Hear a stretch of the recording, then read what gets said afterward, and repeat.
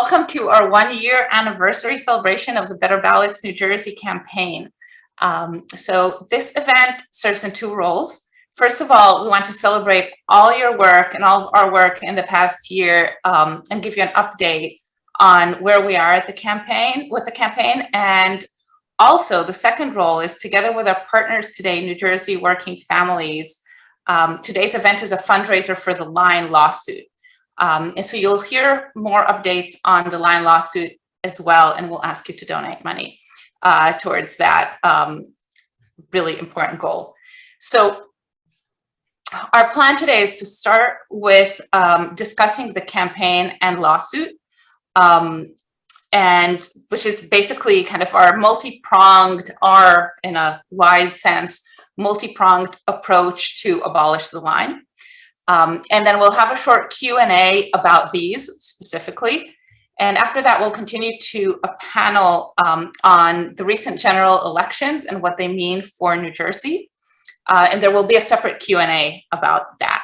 In between, we're going to quiz you on your knowledge of some of the crazy shenanigans that happened this year, thanks to the Line. You know, the Line never fails to deliver.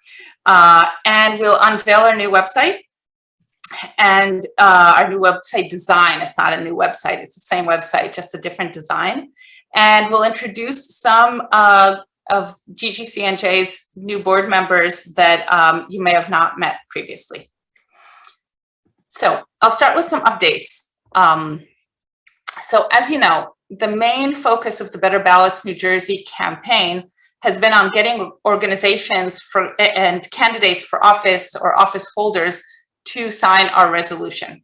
So our resolution, if you've not heard of it, it calls for, or even if you've heard about it, but you know, always good to have a short summary.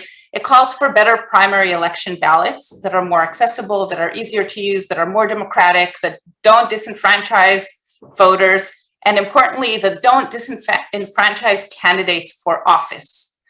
And it turns out that it's not hard to make fairer ballots than ours. Indeed, every single state in the nation has better ballots than ours. And what our resolution is asking for, and ideally it would become legislation, is to establish ballots that have an office block format and have a rotating order. So I want to share my screen. Host disabled participants screen sharing. Gloria, you need to give me host sharing, screen sharing abilities. I forgot to introduce myself, by the way. My name is Yael Niv, and I'm the president of Good Government Coalition of New Jersey. And I will bring up our website to share it with you. Laura, can I share screen now? Laura Zerflu is one of the board members in Good Government Coalition of New Jersey, and should be able to share screen. There we go. So here is our new website, and all the tabs that I have in my, I'll move this. So for any of you who know the GGCNJ website, you'll recognize that this looks very different. We have a new look and feel, new branding, regal colors, etc., new logo, all of this. Basically, this is the official unveiling of the new website.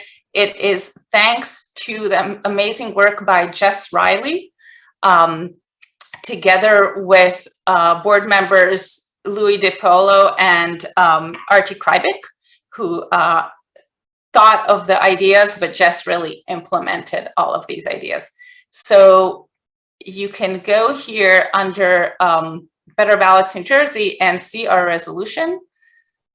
So this is the resolution, and you can read it in detail later on, but it really asks for these two things, the office block display and the rotational order system. So rather than looking like this, looking something like this, a very simple ballot. And as I said, one of the main goals was to have people, to have groups and organizations sign this, this resolution.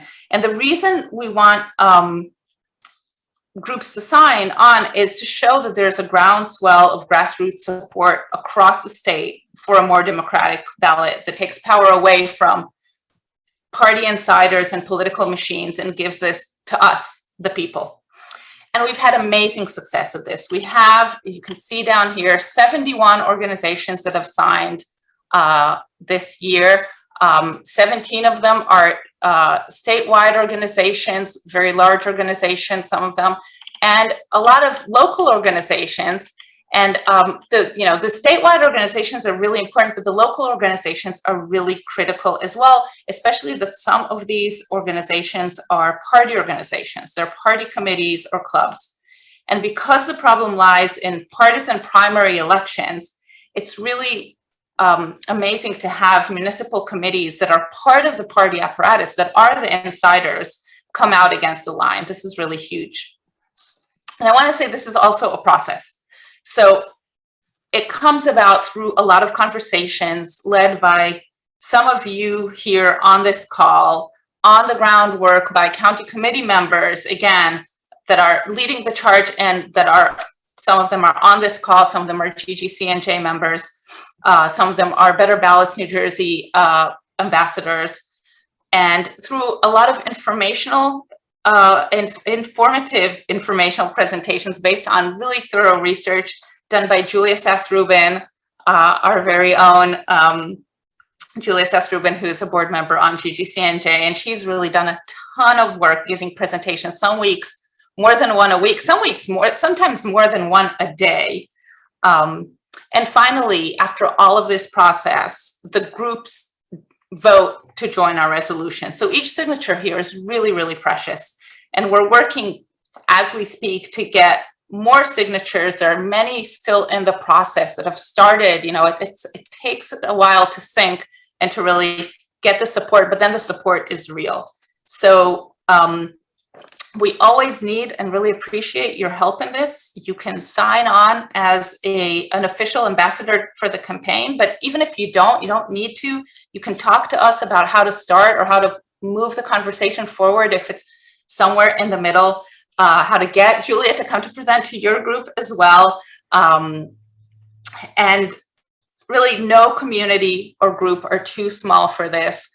This is, it seems like it's just signatures, but it's really not. It really is getting the support on the ground and getting the conversation going.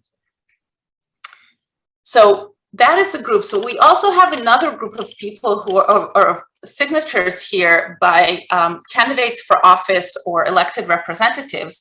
And the goal of getting candidates and sitting elected officials to sign on is to kind of remove the taboo and to get people in positions of power who are probably elected on the line themselves to publicly speak against the line on record.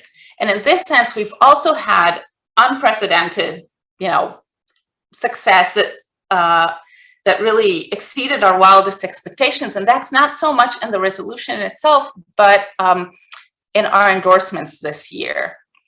So this year we endorsed over 30 candidates, 37 candidates at the county and state level. So we only endorsed, we didn't endorse at the township level, mayors, etc. We endorsed only county commissioners, candidates for county chair, not county chair, well, we would have endorsed for county chair, but no candidates asked for endorsement as county chair. What is it called? I'm blanking for a second at the very end here. County clerk? County clerk, yes, that's it. Some county clerk candidates. Democratic State Committee, state committee candidates we also endorsed. And importantly, sitting legislators, candidates for legislature. And the amazing thing is among these 37 are 6 sitting legislators that we had never imagined would happen that quickly in the first year of this campaign. Also, we endorsed all the candidates that eventually won Mercer County's endorsement for county commissioners. They're actually below what I'm showing. But the important thing that I want to showcase here is that each one of these endorsements, if you click on them, the endorsement includes or comes about only if the candidate agrees with 8 out of 10, at least 8 out of 10 of our good government priorities.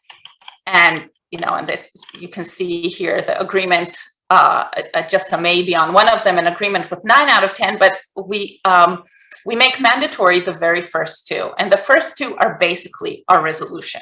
So getting rid of the county line and having a ballot order that is rotational. So we can say that these 37 candidates that we endorsed also effectively signed the resolution. So first of all, so I hope that you also look through the rest of our website and enjoy the fun new design. I'm going to stop sharing my screen right now. How do I do that? I forget. Stop share. There we go. So what next for this campaign? So we're asking you all to continue the work of getting signatures and changing hearts and minds in county committees, in municipal committees, in any of your groups. Run for county committee. Again, this year we will have our county committee trainings on how to run for county committee and what to do in county committee. We'll do that in the new year, of course. And I want to finish off with an example of how this work pays off. So in Maplewood, which is a town in Essex, there's been a lot of work within the Democratic Committee to ask questions and try to find out who the line is serving and who it's not serving. And recently, Frank McGee, the mayor of Maplewood, spoke publicly against the line. So this is a quote from an article, so as public as it can be. And he said, "In our community, the vote for who leads our town as mayor ultimately comes down to 3 people currently serving on the township committee. And this is why it's so important for our residents to pay attention and become more informed and engaged in how the process works with the Maplewood Democratic Committee, who they vote for as their district leaders, and what actually happens behind the scenes in terms of their vetting process." And here he's, alluding to the line and the endorsements. And he says even more directly that he hopes to see more candidates run in primary elections.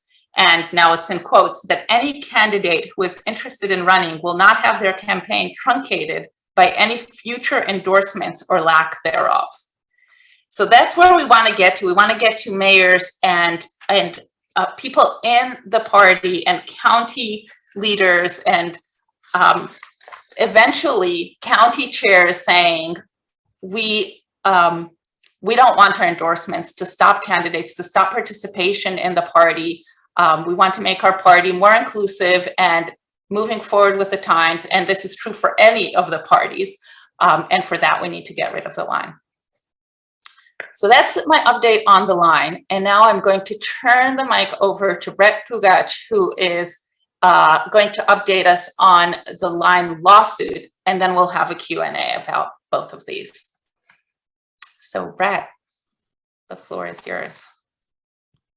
Thank you, Yael, and thank you to you and the Good Government Coalition of New Jersey for having me on today and for all of the great work that you're doing, especially with better ballots and other issues as well. Also want to say thank you to everyone for coming and for showing your support and just generally for the effort and enthusiasm we have to abolish the line. So I'm here basically just to give a quick update on the lawsuit. Obviously, we're not going to get into the intricacies of, legal strategies or anything like that, but just to give you kind of a bird's eye view of what's going on. So I guess I'll start by backing up ever so slightly. So we filed an amended complaint in federal district court back in January, and we had 6 amazing candidate plaintiffs in that lawsuit, including a couple of which I see on this call today. And we also had an organizational plaintiff, New Jersey Working Families. I know Sue's on as well. So we had a really great group of plaintiffs, to bring this challenge. And after we brought our complaint, the defendants and also the Attorney General of New Jersey representing the state filed a motion to dismiss, which means that they're basically trying to see if there's a procedural or other grounds to try to get rid of the case before we even get a chance to get to discovery and deposition of witnesses and putting on our evidence. So what we did was we filed a 108-page opposition, which is basically a comprehensive brief with every argument you can think of, and case law supporting it to respond to any of the points that the defendants tried to raise in the motion to dismiss. We were very fortunate to kind of be joined in this motion by a couple of organizations that filed an amicus brief. So there were, and that basically means that they're filing a brief even though they're not parties to the case, but they're filing it in support of our position. So amicus briefs were filed in support of our position by the League of Women Voters of New Jersey and Salvation and Social Justice for, and it was filed by the Institute for Social Justice, as well as the Campaign Legal Center down in Washington, D.C. So we're getting a tremendous amount of support, and I think that's, you know, really a big deal as to showing what the implications of the line are, and how important this is. And so where we stand right now, we are waiting for a decision on that motion to dismiss. While we've been waiting, the case was actually transferred to a new judge, Judge Qureshi.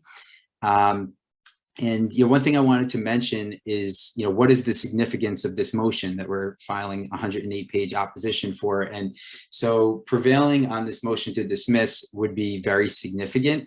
We would still be obligated to put on our evidence, obviously, and to try our case. But what it would essentially mean is that the judge is basically, if we prevail on this motion to dismiss, which we think we will, the judge is basically saying that, you know, our legal theories show that we, you know, in a violation of constitutional rights can be established based on what we presented, the arguments that we presented, and how we are attacking the constitutionality of the line, which Yael mentioned is something that is unique to New Jersey primary election ballots. So what it would mean is that if we can prove the allegations that are in our complaint, then the judge would basically be saying that it would establish a constitutional violation. In addition to the merits, the other thing that I'd mention is that the defendants tried to attack the standing of our plaintiffs. Basically what that means is procedural things, saying that, oh, you know, these plaintiffs shouldn't be able to challenge the constitutionality, or, you know, the elections, or some of the elections already occurred, so the case is moot. And there was an important development not too long ago. There was a recent case that came out that had a very similar kind of factual circumstance for the plaintiffs in that case that were challenging the constitutionality of a different law. That one had to do with ballot slogans. Obviously, ours is about ballot position and ballot design. But the court found in that case that the plaintiffs did have standing and that their claims were not moot or unripe.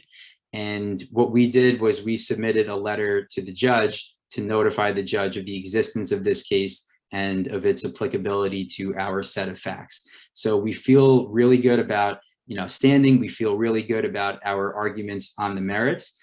And once we were to survive, you know, this motion to dismiss, we would then have the opportunity to obtain documents and information and depose witnesses in discovery, the kinds of things that would not make the machine very happy.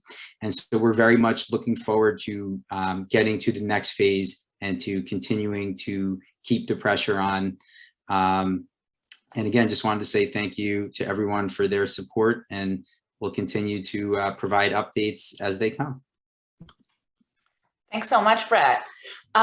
Sue Altman, the Director of New Jersey Working Families. Hey, everybody. So good to see everyone on here today. Thanks so much for hosting the Government Coalition, Julia and Yael in particular. I know you guys put a lot of work into this issue over the last couple of years.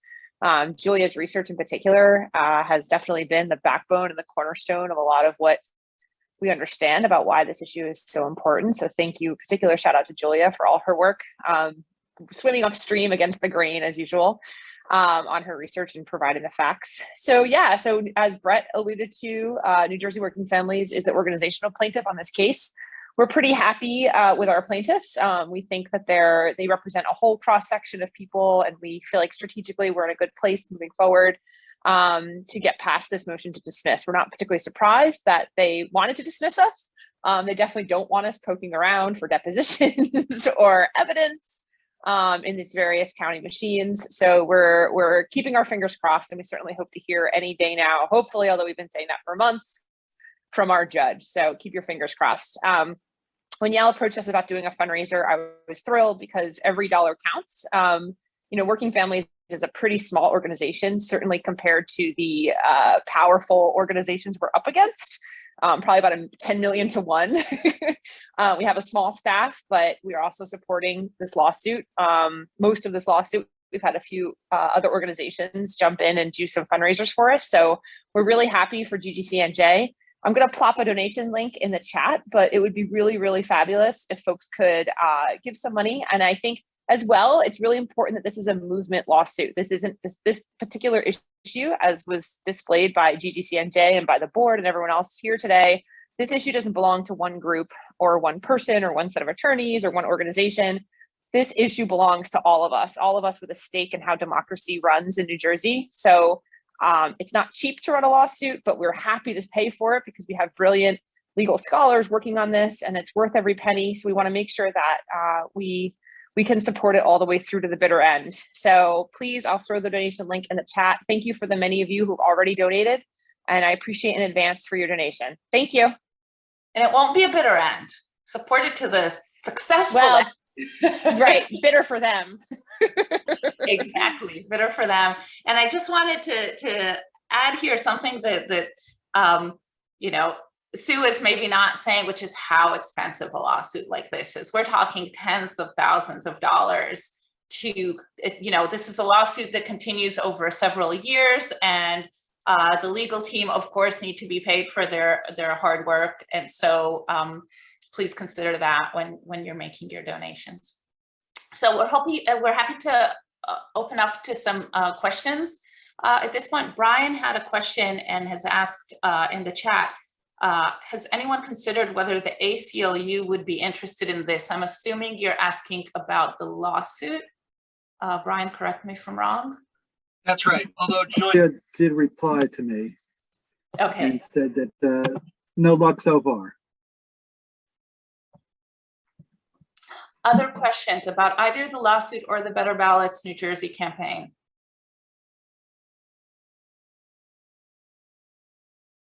Stacy, you're muted. I think I took myself off mute. Yes. Okay, yay. 2 years of doing this, you'd think by now. Hey, everyone. In the endorsement process, you said last year you limited it to only county level or above. Are you considering changing that for the coming election cycle for those folks who might be considering running for council seats in places where it would maybe make a difference to have support from or a contest of ideas around the line? That's a really great idea. Definitely we can do that. I mean, this coming election will not have a kind of state level race, and definitely we can think of doing that. One of the things that have kind of been in our way until now and continue to be in our way is the fact that in order to be kind of fair, we like to send our invitation to fill our endorsement questionnaire to all the candidates running. And you'd be surprised or maybe not surprised to know how hard it is to just find emails of candidates just to send them that link.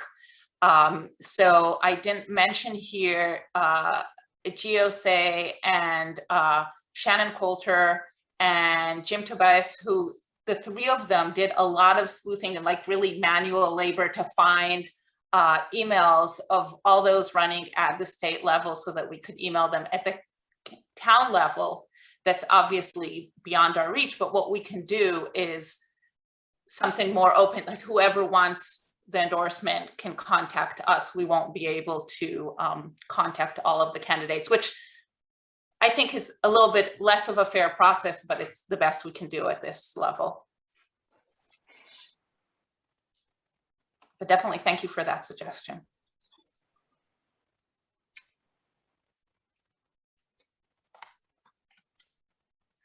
I see a post from Joe. Hi, this is Nadine. Can you hear me? Yes, Nadine. Hi. Since I'm in the car, I've got the video off, Sure. but I'm stopped, so don't worry. So my understanding is that any county could make the choice, that the county chair could make the choice to change the ballot design. Is that correct? And if so, are you having any success with any of the counties? I think that is correct. A county chair can do so. There are a few limitations on, everybody has to play nice in the sense that if the county chair decides to not put the county endorsed candidates on the line, other candidates can try to get a line of their own, but then they would be shooting themselves in the foot, because then immediately the county would go back to having the line and they would be disenfranchised. So hopefully if the county chair decides to get rid of the line, everybody else would play with that. Getting county chairs to get rid of the line is really like asking, the king to give his power to the people, right? To take off their throne or something, their crown or something. But that doesn't mean that we don't try the impossible. We've been talking to county chairs. It's a slow process. The lawsuit is a slow process. This is a slow process, but I think we are making headway. We are changing hearts and minds. And one of the things that we saw in this last election, it still was, the line won everywhere and it was the kingmaker in many places, but people called it out. It was out in the headlines, not just us calling it out in our op-eds, but it was called out around the state, and that is different. They called it the year of the line, but as Julia says, the last 50 years have been the year of the line, but they were never called that publicly. So I think, next year, maybe we'll have even more, and maybe in 2 years, we will have a county chair deciding to jump in and try to make change and see and kind of lead the way. Or we'll have towns one by one kind of defecting from the line for their local elections. And we're trying to work on that level as well, because it doesn't have to, the county is not the first level that it can happen. It could also happen at a smaller level in towns, and everything is a win. Everything moves the needle. So a friendly amendment to what you're saying, this is Jean. If you look at the ballot runoff, and I don't know if Julia has done this, you may have looked at this already, but if you look at the ballot, it's difficult to get this data because the counties collect it and the legislative districts are taken more than one county. But if you look at the numbers, if you look at the ballot from West Deptford, which is Steve Sweeney's hometown, the irony of this whole thing, the very sick irony, is that he lost because of the line, right? Because if you were an anti-Murphy voter, there was no way for you to go vote for him after you voted against Murphy. And so the irony of this whole thing is that Sweeney and the two assemblymen in LD3 actually lost because of the line. And all you have to do is look at the ballots and count the runoff votes that are not coming. In other words, if you were a Chitterelli voter, you would have never moved across the ballot to then vote for Sweeney. It was very difficult to do. Just look at the ballots. There is data on this, but it's hard to get because, again, the legislative districts take in 3 counties and the data is presented on a county by county level. But somebody should do this work. I'm almost certain that's the case. I would have to count the numbers to make sure, but there is an irony in all this, I would say. Right. We do have to make the distinction between primary elections and general elections. So he lost in the general election.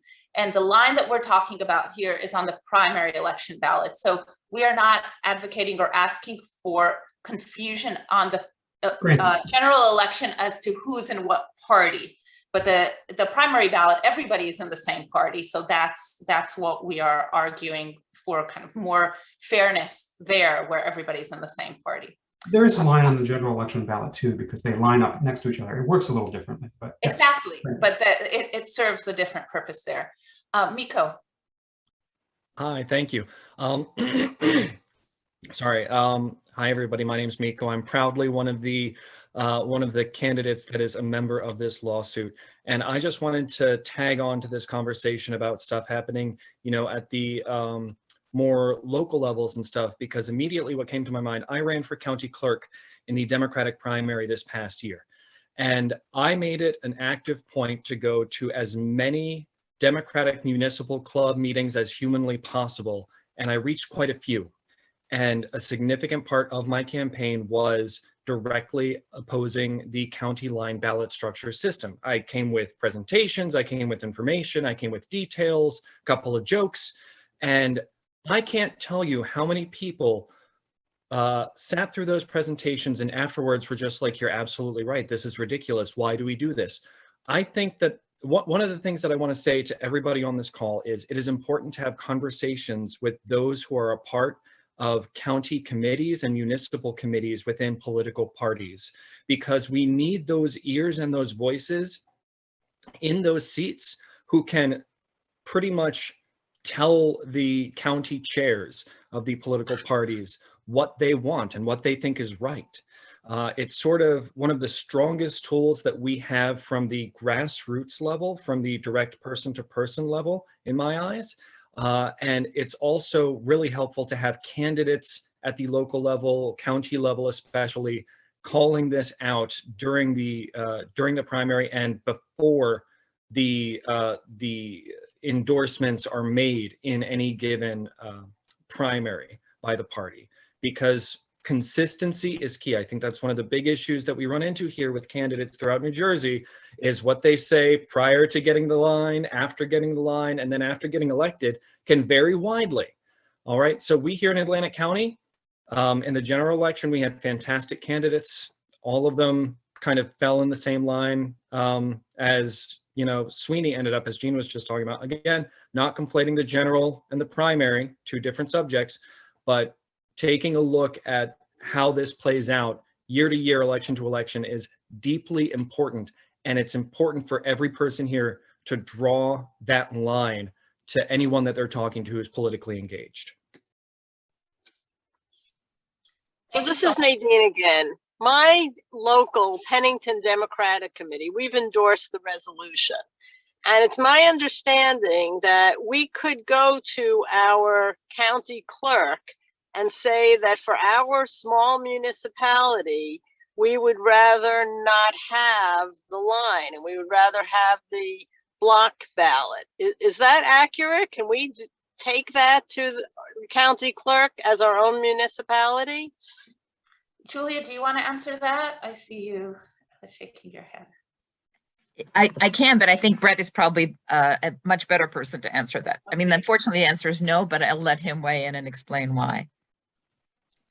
Yeah, and I'm not going to go into all the legal intricacies of it. It's a great question, right? And it kind of focuses on, you know, a major issue and a major problem that we have here in New Jersey, which is, you know, sometimes it's not exactly clear who is responsible for making these decisions.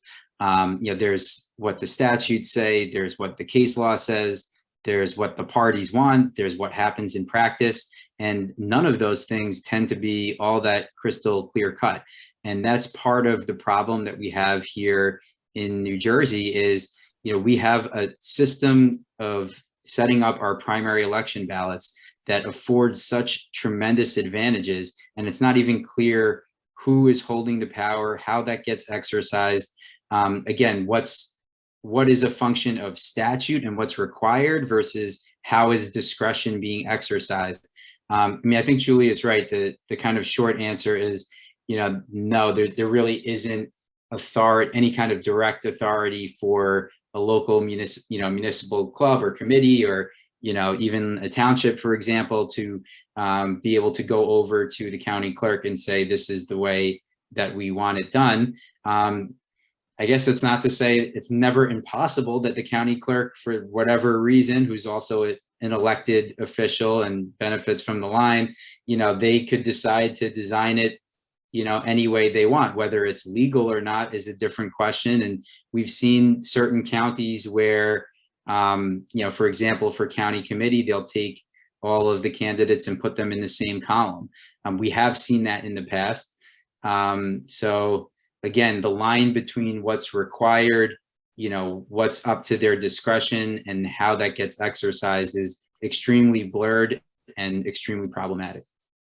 Yeah, and I want to say, Nadine, you're in Mercer, and there is precedent for this in Mercer. So Princeton Township indeed did this thing. So it's not going to talk to the clerk, I think. Well, I don't know if this was before my time on county committee. Maybe we talked to, I think it was more with a county chair, and to say we want all of our local candidates to effectively not have a line by having them all be on the line. So we don't endorse all of them. We endorse some of them, but even the non-endorsed ones are on the line.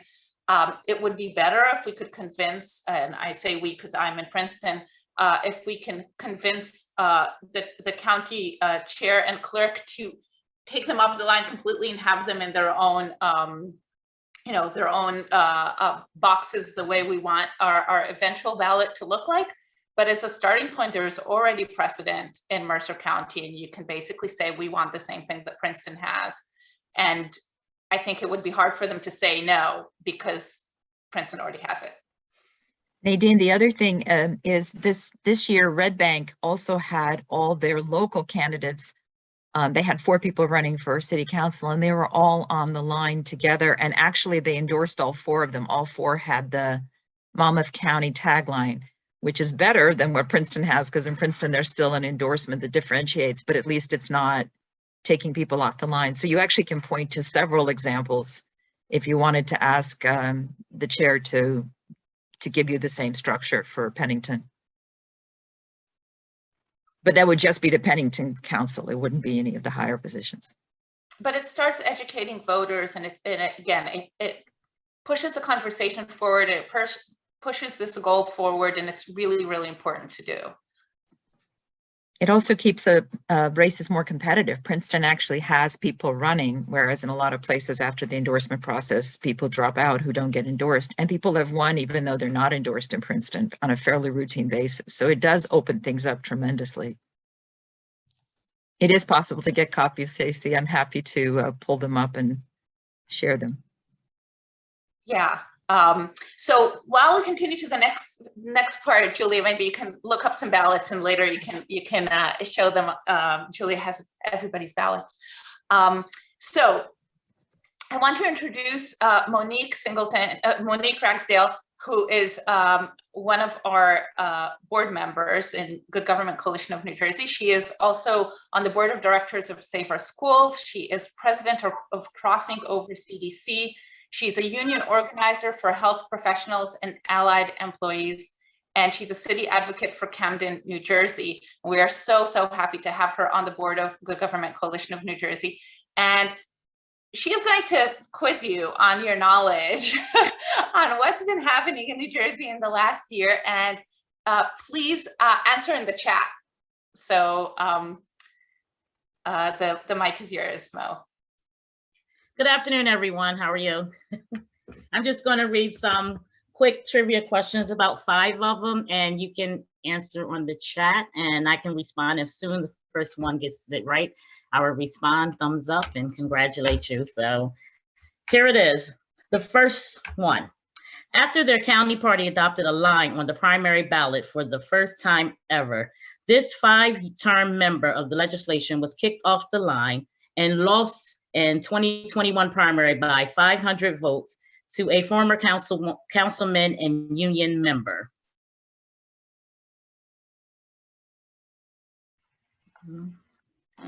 Tough one.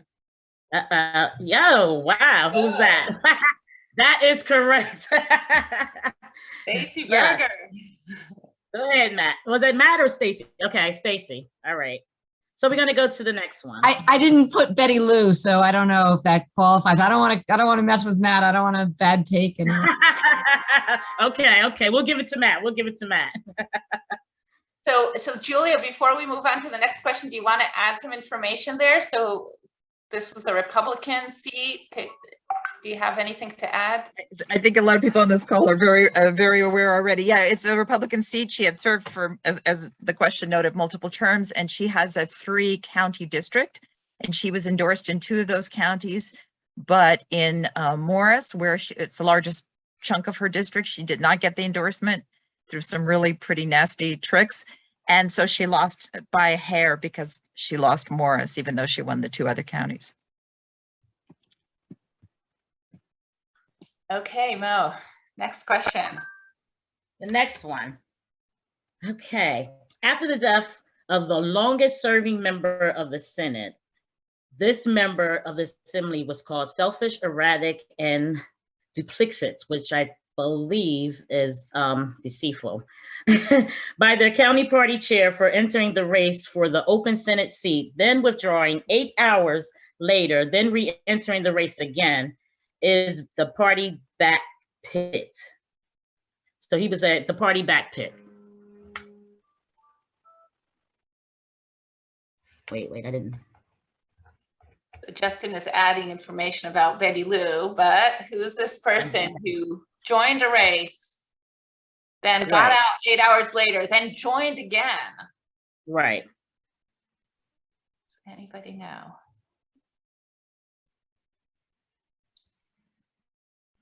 Now, want me to share? Hold on, my phone is going off. It was Assembly Bob Off and Legislative District 39. So anyone want to add any background? No? He did Okay, end I'll up go- winning. I can tell you that. He was endorsed by one county and not the other. And the larger county was the one he got the endorsement in, and he won. But the difference for him and his running mate, they were both endorsed in one and not the other, was 11 points between the county where they were endorsed and where they weren't. And they were running as incumbents. So it made a big difference even for two incumbents. Thank you, Julia. Sure.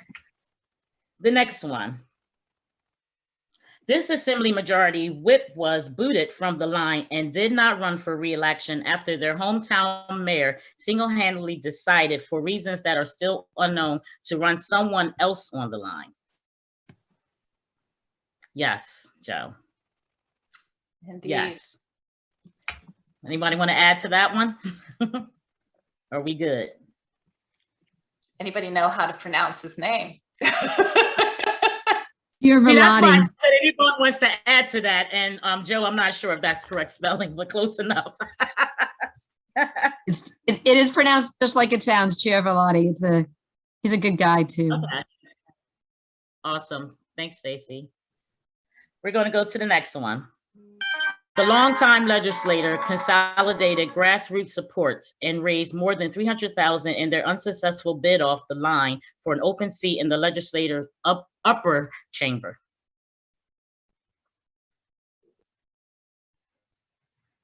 That is correct. Go. Yes. Anyone want to add to that? Okay, last but not the last one, actually. So this 27-year incumbent county commissioner lost the line at their county convention after good government reformer voted to change convention rules, forcing incumbents to compete for the county party's endorsement. Yes, Joe. And Joe again, yes, that is correct. Good job. Anybody want to add to that? Yeah, I can add to in Mercer County, there's this unspoken rule. It's not in the bylaws, actually. It's against it goes against the bylaws that says that incumbents by acclamation get endorsed. So only new seats, only vacant seats get a true kind of endorsement vote. And Ann Cannon had served, what, 27 years, he said? In all of the debates between the different candidates, there was one open seat or two open seats, one open seat for county commissioner. And in all of the debates, she did not do very well. And people were very upset that by acclamation, she is going to be endorsed. And Joe Marchico was one of the people who worked very hard to change the rules, or let's say, actually apply the bylaws and have a full vote on all of the candidates. And through that full vote for the 3 seats, so really voting for the 3 candidates, 1 incumbent got re-endorsed and 2 newcomers were endorsed. Interestingly, Ann Cannon then dropped out of the race completely. So she did not want to run off the line, even as a 27-year incumbent. And it's not that she lost by a lot. in the endorsement votes. She nevertheless decided not to try to run, even with the name recognition, even with everything. Which again shows us the power of the line and how it usurps democracy, because we did have democracy in that one session of county committee, because the county committee in Mercer has a full a meeting with all the committee members and a full vote. So that's, 300 and something people that voted. It wasn't like one party official or a few insiders who are making the decision, but then it's 300 people who made the decision for the whole county of Mercer County, and the huge budget that is overseen by county commissioners, etc. Like 300 people literally made the decision, because those three then ran unopposed. Voters basically didn't have a choice at that point. Now, a question on this for Yael and probably Julia too. Do we have any data on dropout rates after somebody fails to get the line endorsement? So not only in terms of what percentage of people who don't get the endorsement drop out of all the candidates who announce that they're running, but also how long it takes them to drop out after they don't get the endorsement. I'm going to guess, I don't know, I'm going to guess that this is hard to do for all candidates, so it would have to be kept by congressional candidates or legislative candidates. But Julia, do we have any data on this? I haven't gathered it because, as you said, Jean, it's a lot of just Googling and searching individual races and trying to put that together. And because some of them drop out before they're formally recorded by the clerk, others drop out after the endorsement process has started, etc. I think it's good as case studies. Like if you wanted to look at a couple of races, Malinowski's race, for example, when he first ran, was a great example of that. But I think it's hard to standardize it across all the different levels of government, just because the data is so. I agree, but I'm thinking kind of forward, maybe involve Brett, but here as well. But I think this data is very hard to gather. But if we had numbers, it would be extremely helpful, right? It would be extremely helpful to tell somebody, hey, out of the 10 people in the race, 8 drop out within a week after the election. And maybe it would be easier to gather on the congressional level where we only have 12 candidates, but, the newspapers write about this, but I would guess, I don't know, I've never gathered the data and it's hard to do, but I would guess that it's more than 50% of people drop out. And because we're talking about the people that are actually staying in, but most of them leave. We do know that in this year's legislative election, only 10% of the seats were contested, right, which is pretty standard for New Jersey, right? A lot of ballots had no contested races. So it was really kind of a question of why would anyone bother to turn out and vote in a primary where it's like voting in Russia in the 1990s, But to underscore how hard it is to know even who would have run and didn't run because of the not getting the endorsement, in many counties there is no county convention where everybody votes, and there are even chairs who require people who want to get the endorsement to first commit that if they don't get the endorsement, commit in writing that if they don't get the endorsement, they will drop out of the race. And then the decision about endorsement is all in backroom, so none of this is public, and then they don't get endorsed and they have to drop out of the race. Or really risk the wrath of the party, and kind of like, sometimes it's drop out of the race, wait your turn. So that's another reason to drop out, because people might think then in the future, it might be my turn. If I go against them right now, then my turn will never happen. So it's very hard to dig up these cases. It's just, it's one-on-one conversations. Yeah.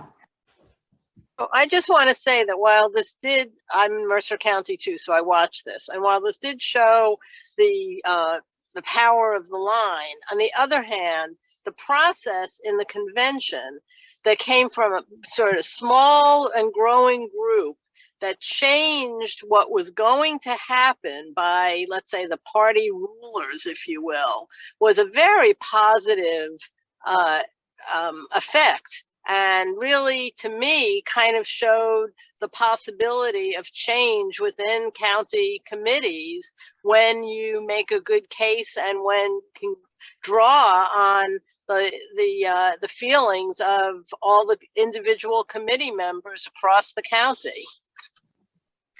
Which is again why we are asking you all and to ask your friends and to get people to run for county committee. County committee can really enact change. It's not that it's not painful. It's not that there's not a lot of drama there. There is surprisingly a lot of drama for a small volunteer position that you think will be just like, oh gosh, I'll just run for this and get, you know, some of my neighbors to vote for me. But nevertheless, this is the drama that we need to have. Last comment from Miko, and then we'll continue on. I was just going to tag on to what you were just saying about county committee, because it's amazing how when people want to be on county committee, the effort that they have to go through to actually get the opportunity to be on county committee. Meanwhile, at least here in Atlantic County, the amount of dead wood on our county committee, people whose names just keep getting put on the list because they're known people who never show up to any of the meetings and have no interest in actually being actively involved. It's astounding. It's absolutely astounding the discrepancy between people who want to be on county committee and the effort they have to put forward, and the people who have no interest, who just keep getting reelected over and over and over again. But it's worth it, everybody. It is worth it to run for county committee and put that effort in, because if we don't have voices on county committee bringing up these concerns, we have a much more difficult road ahead of us to get rid of the county line and to have a more just and fair democracy here in New Jersey.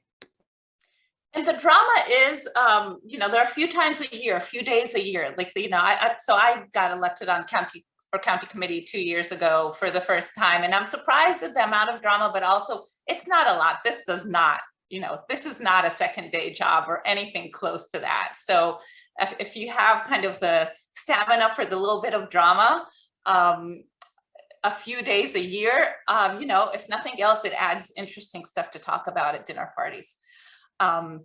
Okay, so let's continue on to our summary of the 2021 elections and what they mean for New Jersey. And we have two amazing people for this panel. First is Nadia Morsi. Nadia is a field director at Make the Road Action New Jersey. She most recently supported the IE campaign for the organization this past November. And Nadia attended school at Elizabeth. She graduated from Amherst College and is a Coro Fellow alum. She's a former Institute chair for the New Leaders Council, New Jersey. So welcome, Nadia. And we have Julius Rubin. So you know a lot about Julia. If you don't know, she is a professor at the Edward J. Blaustein School of Planning and Public Policy at Rutgers. So some of the research that she does for us is also her scholarship in her day job. And she is a board member of the Good Government Coalition of New Jersey. So Nadia and Julia, take it away. Thanks, yeah. I like to think of it as some of the research I do for my day job at Rutgers is also useful for the Good Government Coalition, but we'll go with the other one too, that's fine. Okay, so I'm gonna go first, and let me just share my screen. I'm doing the easy part, which is laying the groundwork for Nadia's more motivating portion. Okay, well, hopefully mine will be motivating as well. Can everybody see this okay? Okay, so give me a second. I'm just going to hide my controls here.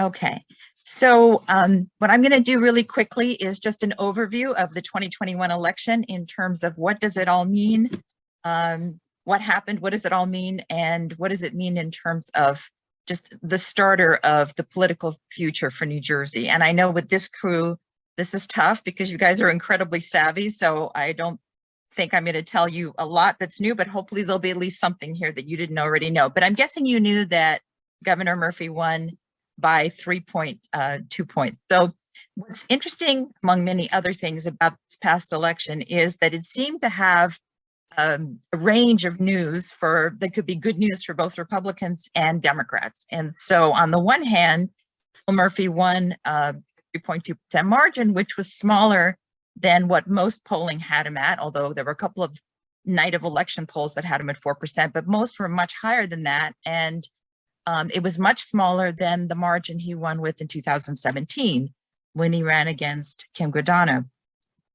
Jack Ciattarelli, his opponent, received 40% more votes than Kim Guadagno and won 3 counties, Atlantic, Cumberland, and Gloucester, that Murphy had carried in 2017. So that suggests a bad result for Democrats, although winning is still winning. On the other hand, Murphy is the first Democratic governor to win re-election in 44 years, and he is the first candidate in 40 years to win the governorship of either New Jersey or Virginia, the 2 states that have off-year elections, the year after his party first won the presidency. So, of course, President Biden was elected last year, and the last 40 years would suggest that Murphy should have lost because he's also a Democrat. He received 11% more votes than he had in 2017 when he did well, running against the lieutenant governor of a very unpopular incumbent. And in Hunterdon, Mercer, and Somerset, he actually got a bigger share of the total vote than he had in 2017. So these would suggest that it was a good night for Democrats. Continuing on, Democrats lost 8 seats in the legislature, 2 in the state Senate, including Steve Sweeney's, and 6 in the assembly. But they 2 of the assembly seats that they lost were by very small margin in Monmouth County. And there was a Green Party candidate who drew almost twice the number of votes of the larger of the 2 margins. That undoubtedly had a big impact on those 2 races. And of course, that doesn't suggest a more progressive voting population because the Green Party candidate would not have likely attracted Republican voters.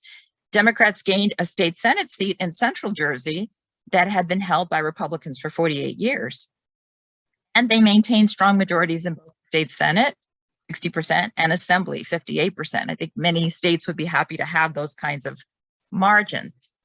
So how do we understand this data? What explains the larger increases versus 2017 in votes for Republicans versus Democrats?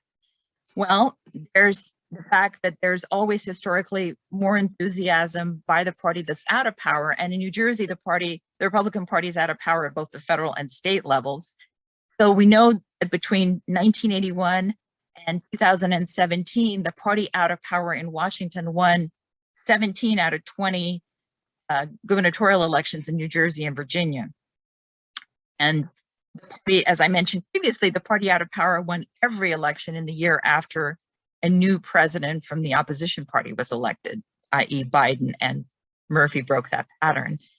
Democratic turnout also may have been dampened by the polling, because the polling for the most part showed such sizable leads for Murphy. And I think one great example of how this might have impacted it is from the Jersey Journal in Hudson County, which actually ran an editorial about a week before the election telling their readers not to vote for the governor, just to leave that blank.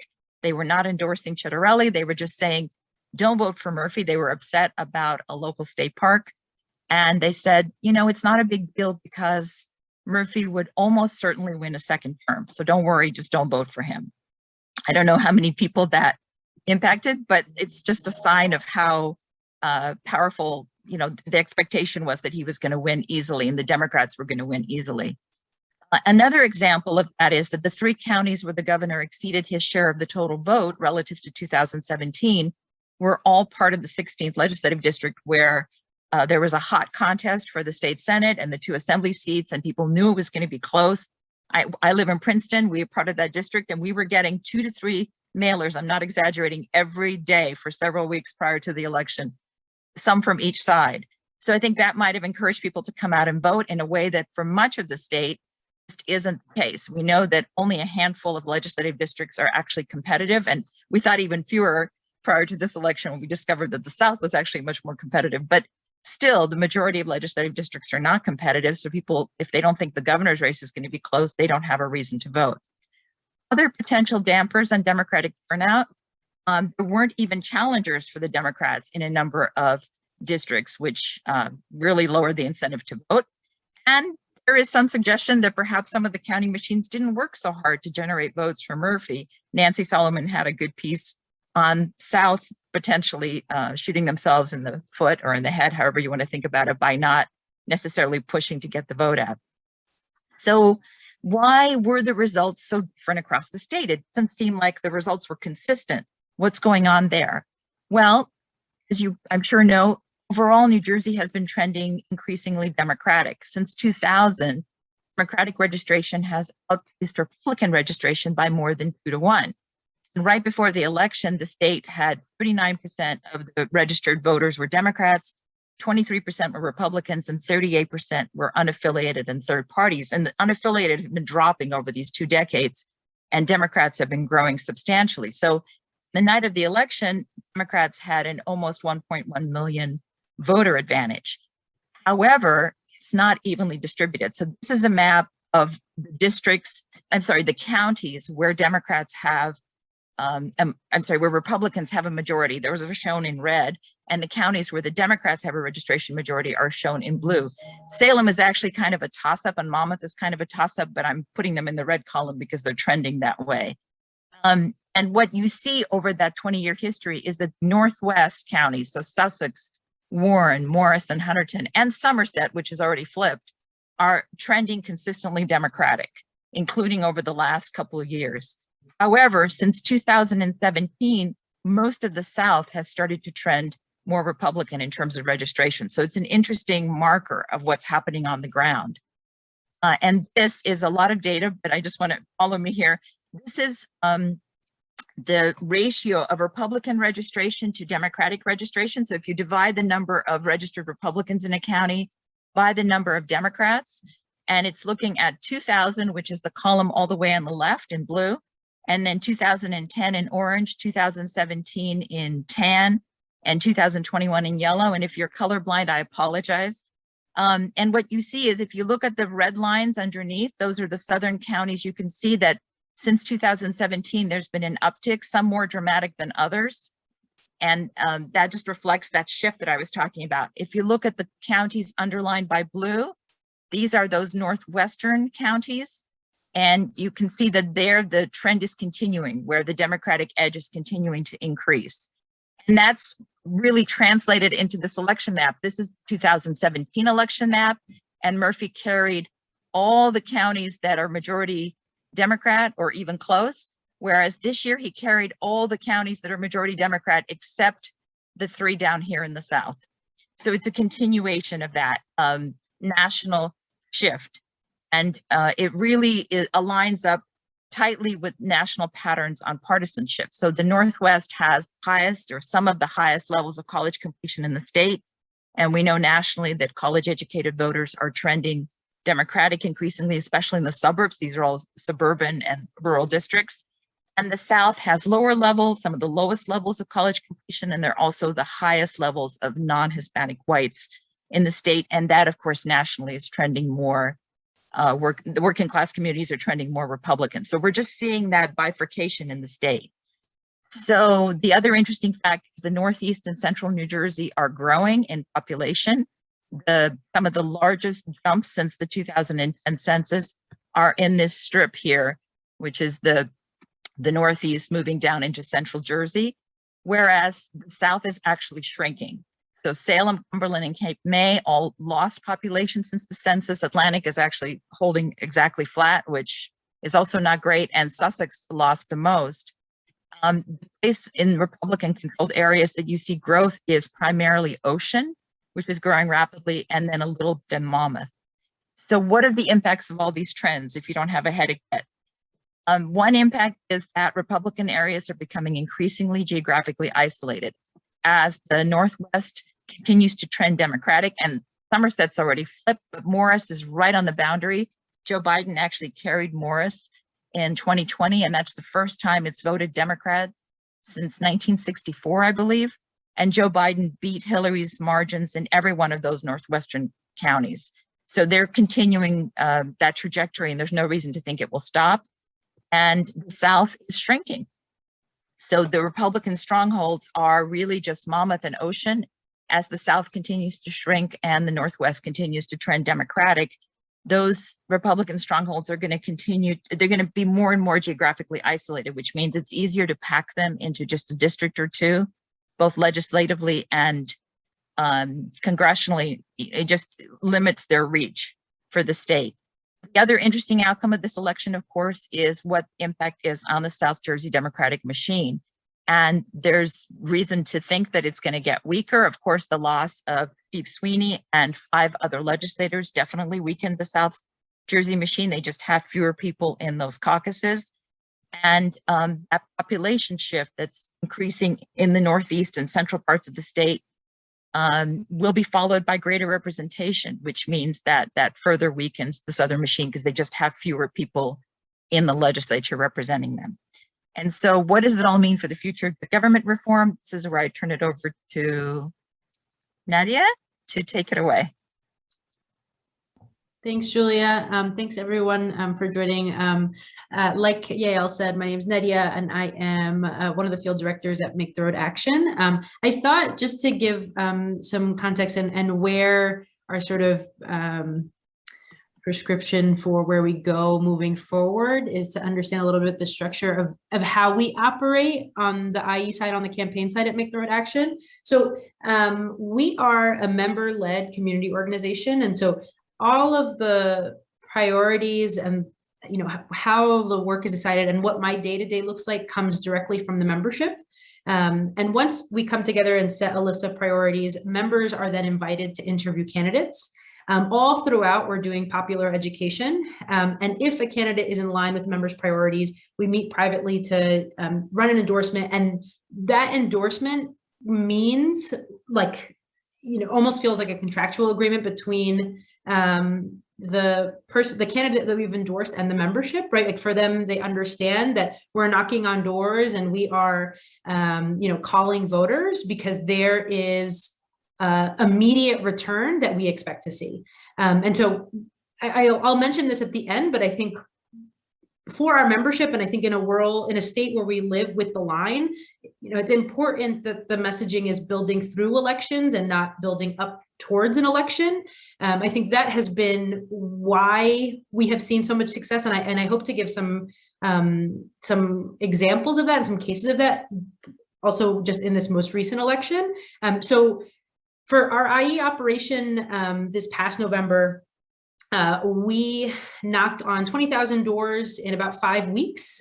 We are a new and growing organization. While our C3 has existed since 2014, our C4 came into existence in late 2016 after the Trump election. And as we were gearing up for round 2 of driver's licenses, when members felt like, the leadership structure that we currently have isn't going to give us the immediate results that we want to see. And so that's when we made the decision to create a C4 and play a much bigger role in election times. So our focus for that 5 weeks was targeting inactive voters of color under the age of 30, which I feel like even just generally when you're running an operation is a massive no-no. If you're going to target voters of color, you're going to target active voters of color, and you're going to target an older end. But we really wanted to see what we could be doing. And we also wanted to recognize that our Make the Road Action had been largely developed by our adults.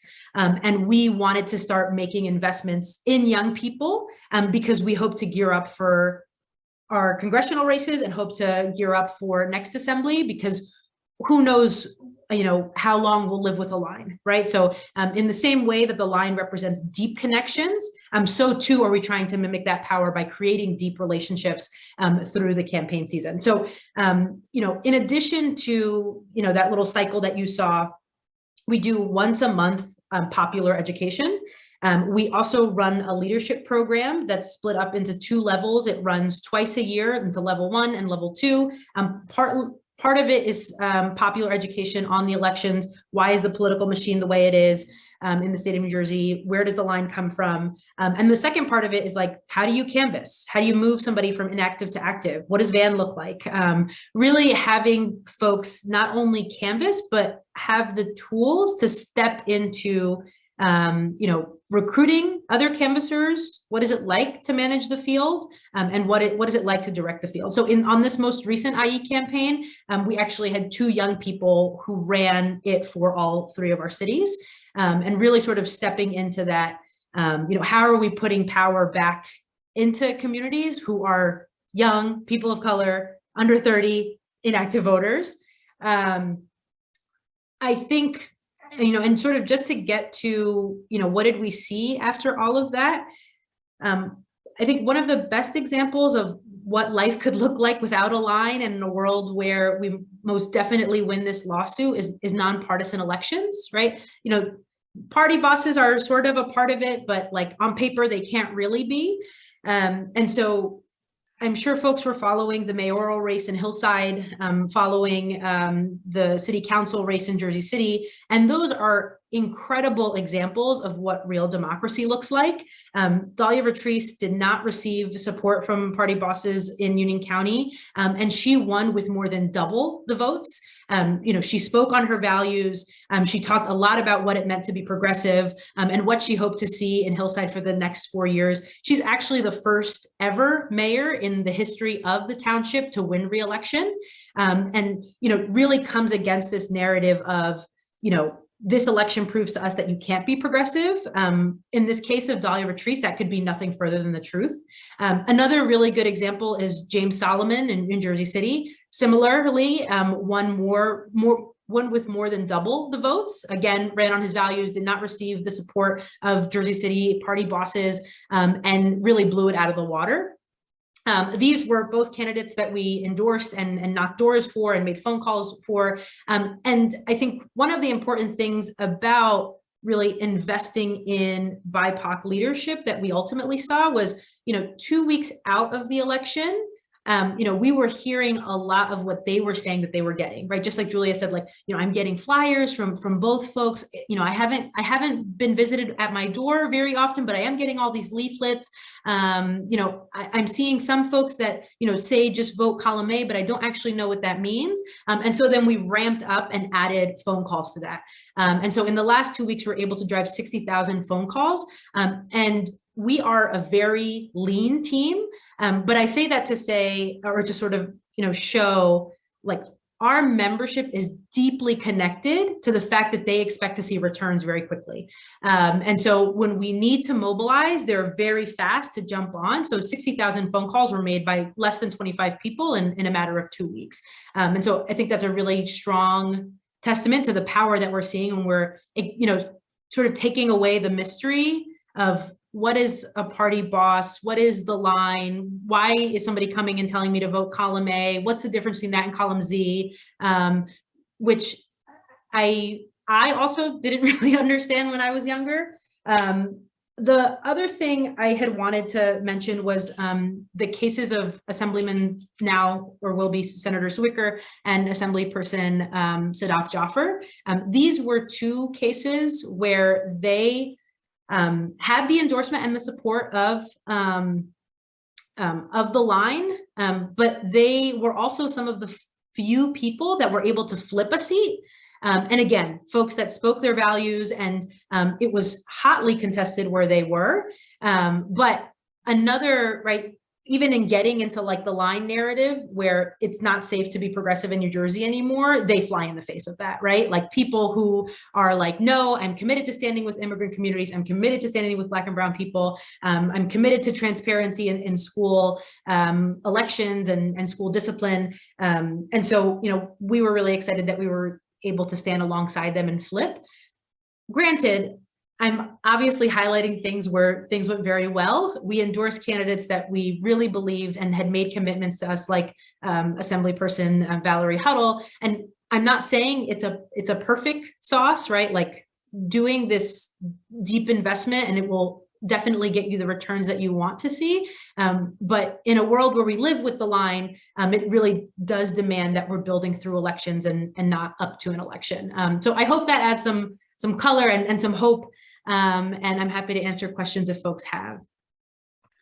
Thank you so much. Thank you so much for that, Nadia. And I want to say about BIPOC leadership that it's quite striking when we look at our leadership, let's say our legislature right now, and how white and male it is, and then who is seeking and being endorsed by Good Government Coalition of New Jersey, who is really for good government. If you just look at the photos there, you see overwhelming representation of Black and brown people, of women, and that I think says it all. And also now I understand, so I live in Andrew Zwicker's district and Sadaf Jaffer's as well. And I kept seeing canvassers around my neighborhood, and they were all people of color. And I thought, the Democratic Party here, how did they get all these people out? Now I realize, no, I was probably seeing your people out and not our local Democratic organization is still actually in Princeton very white. Okay, any questions for Nadia or Julia? I'll add something if I can. Can I? I'm sorry, I don't mean to Go ahead. ask a third question, but this is to Julia. It's not really a question, but a comment, and I'm sure you agree. But one thing, your presentation was very interesting. I don't disagree with any of it. But one thing, there's another process going on in the state right now that I think a lot of people haven't given enough attention to, and that is redistricting. And we are having legislative districts drawn and congressional districts. The congressional maps are due on, I think, January 18th or 17th. I don't know when the legislative ones are due. I just haven't kept my head around it. But if you looked at Julia's data, what you have seen from the census is that the population of this state has shifted. And it's shifted very, very radically towards the north and away from the south. And so, you know, there's a rule in election law, which is that we draw districts by one person, one vote, which means that every district has to have the same number of people in it. Actually, at the state level, there could be a 5 or 10% differential, but at the federal level, they have to be exactly the same person to person. And if you think about it, for example, the 10th legislative district where I live has 76,000 more people than it had 10 years ago. In other words, it's 10% bigger. And the 8th district that encompasses Jersey City has, I think, 81 or 82,000 more people. So in other words, it's much bigger. So if you think about it, what this process is going to do is it's going to take the districts that we have, and because they have to have one person, one vote, all of those districts will be smaller, right? So if you take the 10th district, if it has 10% more people, we can't have the same lines. It has to be physically smaller. And so what that's going to do is create many more districts in the northern part of the state that are smaller in size geographically. And these districts are going to be larger on the southern part of the state. They have to be because we have population losses and you have to have the same number of people. But remember that the line is picked by counties. And so the process that we were talking about before that Yael spoke about, where a candidate got endorsed, you know, didn't get the line in one county, but got it in the other two, we're going to have fewer of these types of districts because we're going to have more districts packed into the northern part of the state because we have to draw them by one person, one vote. They have to be equally populational, but the county lines are exactly the same. And so, again, this is just a hypothesis, but you know, if anybody is free to disagree, but what's going to happen is because of this phenomenon, because of redistricting, if we do nothing, the line is just going to have way more power after January than it has today, because we're going to have smaller and many more districts in the same county lines after this process. I think this is something for us to think about.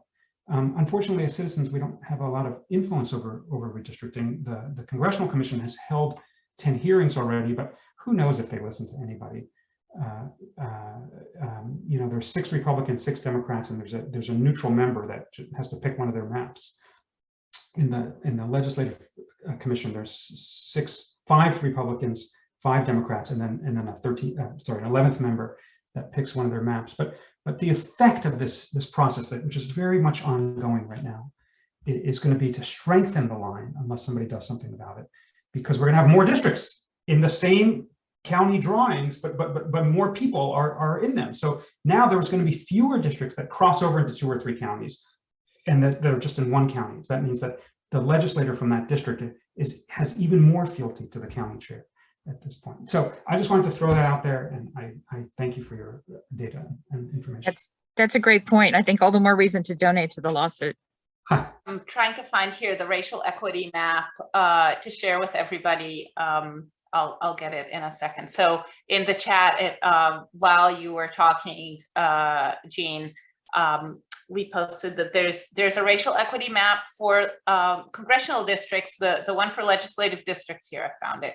The one for legislative districts is still in the works. This is a map proposed by a Fair Districts working group that's led by League of Women Voters. It has a whole bunch of stakeholders and groups part of that conversation.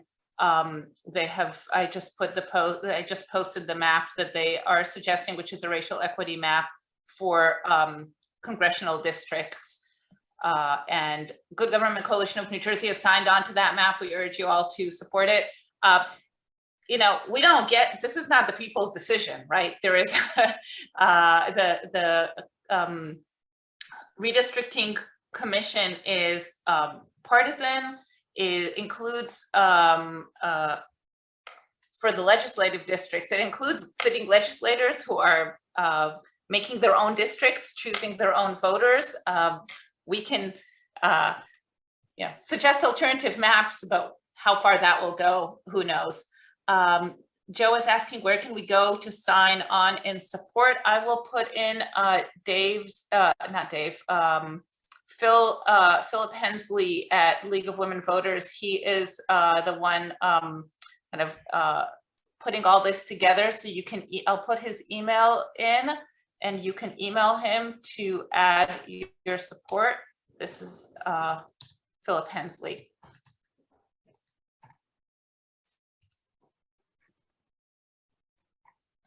Yes, and Steve Sweeney is on the legislative redistrict panel on the Democratic side. He won't be a sitting legislator at that point, but little does that help to make that more of a impartial commission. In effect, the districts are, you know, 10 years ago, I just want to add one sentence. 10 years ago, the parties had extremely sophisticated algorithms and machinery to draw these districts. And increasingly, there are lots of, that thing that you just sent around was drawn, I think, using Dave's redistricting app. And I could put it in the chat, but there's all these websites where citizens can draw their own districts. And the data is publicly available. And, you know, people, I can put a few of them in the chat in case you want to go and draw some districts in New Jersey. And so people can get involved now, but New Jersey's process, and this is separate from this call, is not transparent enough. They've tried to make it transparent, but at the end of the day, it's a political process. Not that the legislature chooses, but people that the legislature chooses. And the parties, in effect, draw the maps and keep proposing them to that 13th or 11th member who just has to pick one or the other. And so the maps get closer and closer because, you know, each party's afraid that he's going to pick the other one. But it's sad that we don't have more of a say over this. It's ingrained in our Constitution, by the way, so there's very little we could do. Anyway, I'll leave it there.